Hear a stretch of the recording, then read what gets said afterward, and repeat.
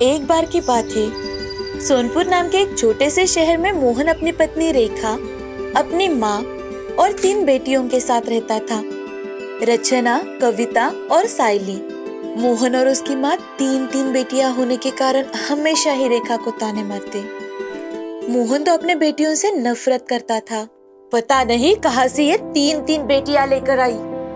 हे भगवान, कैसे होगा मेरे बेटे का? ऐसा क्यों कह रही है माँ जी? हमारी ही तो बेटियां है।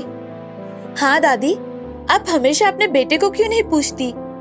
माँ को पूछती रहती हो और ताने मारती रहती हो। कविता, चुप बैठो बेटा। कितनी बार समझाया है कि बड़ों से ऐसे बात नहीं करते। कविता, तुम मेरे साथ चलो, हमारे स्कूल का टाइम हो रहा है। ऐसा कहकर तीनों बहनें स्कूल जाने के लिए निकलती है। मोहन की बड़ी बेटी रचना 12वीं कक्षा में पढ़ती थी और दूसरी बेटी कविता वो 10वीं में। सबसे छोटी बेटी साइली 7वीं कक्षा में पढ़ती थी। रचना अपनी पढ़ाई के साथ साथ जॉब भी करती थी और अपने बहनों का थोड़ा बहुत खर्चा भी उठाती थी। शाम को तीनों बहनें जब घर आती है तो साइली अपनी माँ से, माँ बहुत भूख लगी है, कुछ खाने को दो ना। हाँ हाँ, तू तो खाना खाने के लिए ही पैदा हुए है इस दुनिया में। हे भगवान, पता नहीं मेरे बेटे का कैसे होगा। क्यों?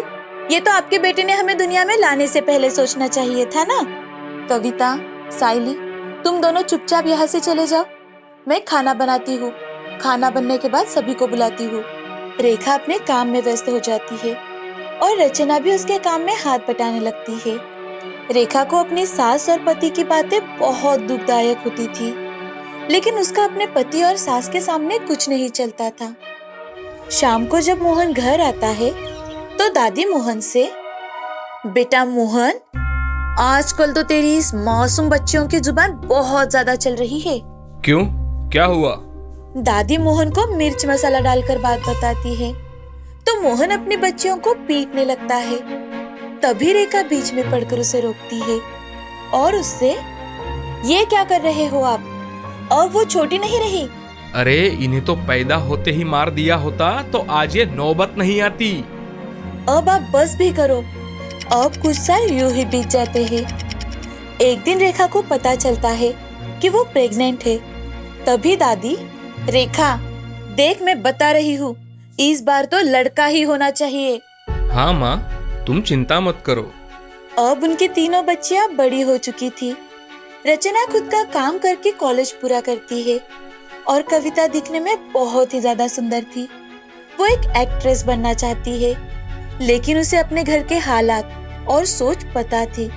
इसीलिए वो अपने बहन रचना से, दीदी, हमारी उम्र शादी की हो चुकी है और इन्हें अब भी बच्चा चाहिए।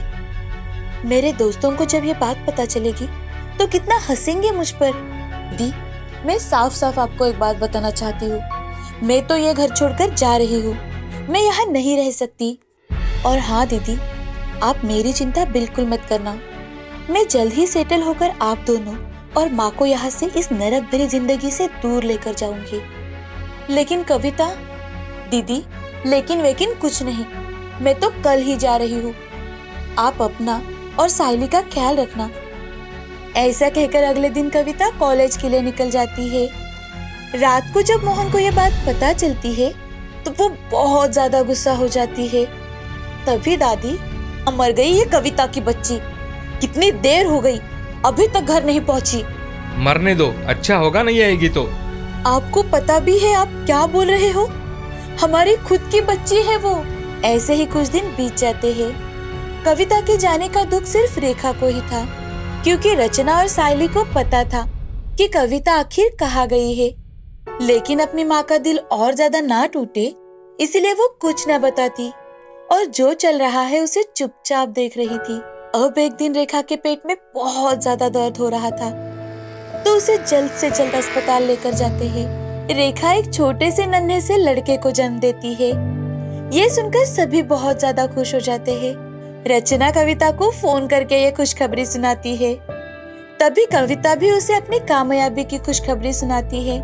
रचना और साइली अपने भाई को देखने अस्पताल जाते हैं तो मोहन और दादी उन्हें हाथ भी लगाने नहीं देते। ये देखकर दोनों बहनें मायूस हो जाती है। और घर चली आती है। हमेशा के ताने, हमेशा के इंसल्ट भरी जिंदगी और आज का अपने पिता का ये व्यवहार देख रचना अपनी जिंदगी से ऊब चुकी थी। और तो और साइली भी। अब रचना साइली से, साइली, आज तुम्हें क्या खाने का मन कर रहा है? आज तुम्हें जो चाहिए वो मांग लो। आज मैं बहुत ज्यादा खुश हूँ। दीदी, क्या अब हमारी जिंदगी में सुधार आएगा? साइली, ये तो मुझे पता नहीं, लेकिन हाँ, अब कुछ ही दिनों में हमारी जिंदगी पूरी तरह से बदल जाएगी, इससे कई गुना ज्यादा अच्छी। अब रचना और साइली कुछ सोच रहे थे कि तभी रचना का आईपीएस का रिजल्ट आता है और रेखा को जिस दिन छुट्टी होने वाली थी उसी दिन मोहन के घर के सामने कई सारे पुलिस और उनकी गाड़ियां देखने मिली। कई सारे पत्रकार रचना का इंटरव्यू लेने के लिए आए थे।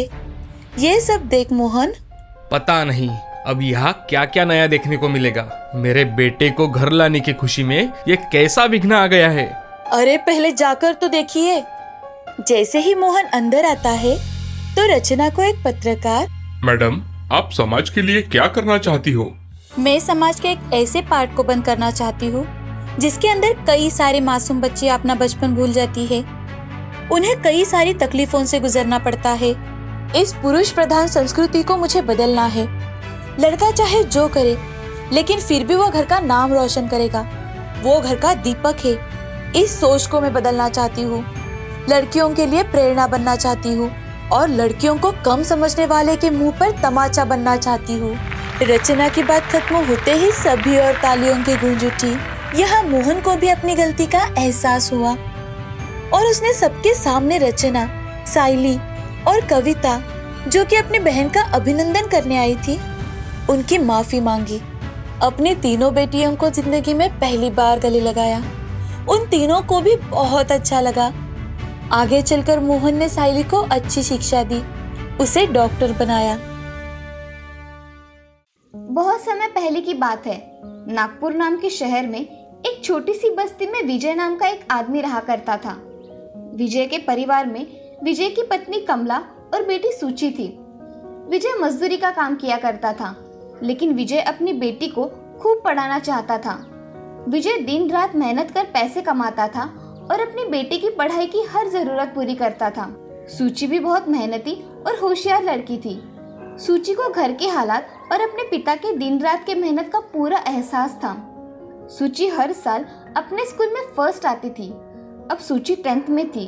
सूची ने पूरे साल बोर्ड के एग्जाम की बहुत अच्छे से तैयारी की थी। अब कुछ ही दिनों में 10th के रिजल्ट आ जाते हैं। सूची पूरे जिले में फर्स्ट आती है। उस दिन विजय की खुशी का तो ठिकाना ही नहीं था। दूसरे दिन विजय बेटी सूची को साथ लेकर एक बड़े होटल में जाता है।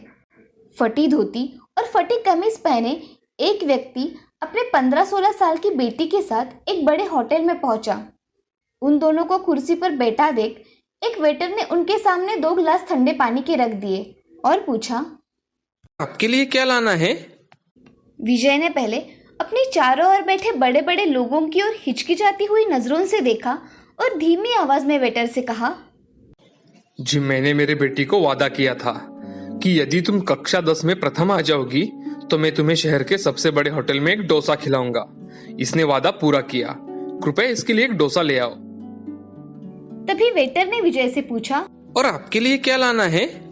जी, मेरे पास एक ही डोसे के पैसे हैं। कृपया आप मेरी बेटी के लिए एक डोसा लेकर आओ। मुझे कुछ नहीं चाहिए। विजय की पूरी बात सुनकर वेटर अपने होटल मालिक के पास गया और पूरी कहानी बताकर उस वेटर ने अपने मालिक से कहा, सर, मैं इन दोनों को भरपेट नाश्ता कराना चाहता हूँ। अभी तो मेरे पास पैसे नहीं है सर, इसलिए इनकी बिल की रकम आप मेरे सैलरी से काट लेना। तभी उस होटल मालिक ने उस वेटर से कहा, तुम चिंता मत करो, आज हम होटल की तरफ से इस होनहार बेटी की सफलता की पार्टी देंगे।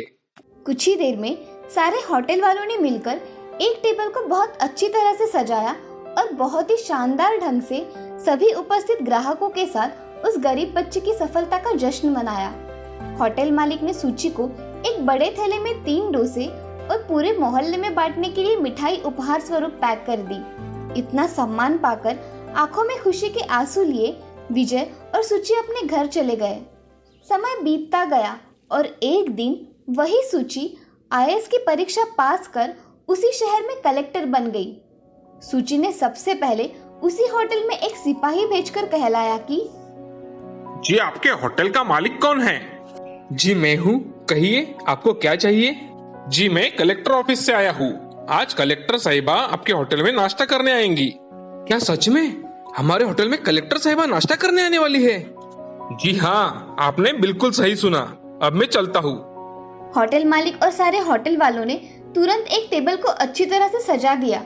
ये खबर सुनते ही पूरा होटल ग्राहकों से भर गया। कलेक्टर रूपी वही लड़की होटल में मुस्कुराती हुई अपने माता पिता के साथ पहुंची। होटल में उपस्थित सभी सूची के सम्मान में खड़े हो गए। होटल के मालिक ने उन्हें गुलदस्ता भेंट दिया और ऑर्डर के लिए निवेदन किया। तभी सूची ने खड़े होकर होटल मालिक और उस वेटर के आगे नतमस्तक होकर कहा, शायद आप दोनों ने मुझे पहचाना नहीं।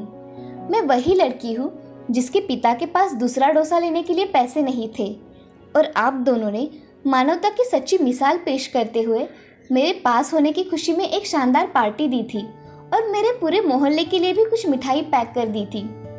आप दोनों का एहसान मैं सदैव याद रखूंगी। आज ये पार्टी मेरी तरफ से है और उपस्थित सभी ग्राहकों और होटल स्टाफ का बिल मैं दूंगी, और कल आप दोनों का श्रेष्ठ नागरिक का सम्मान एक नागरिक मंच पर किया जाएगा। सभी उपस्थित लोग कलेक्टर साहिबा की ये बात सुनकर तालियां बजाने लगे। होटल मालिक और उस वेटर की आंखें भर आई कि उस लड़की ने ये सब बातें याद रखी थी। उपस्थित सारे लोगों ने बड़े खुशी से उस वेटर और होटल मालिक के उनके किए गए कार्य की प्रशंसा की। अगले दिन होटल मालिक और उनके सहकारी वेटर का बड़े ही सम्मान के साथ नागरिक मंच पर सम्मान किया गया। दोस्तों, हमें इस कहानी से ये सीख मिलती है कि हमें हमेशा किसी भी गरीब की गरीबी का मजाक बनाने के बजाय उसकी प्रतिभा का उचित सम्मान करना चाहिए।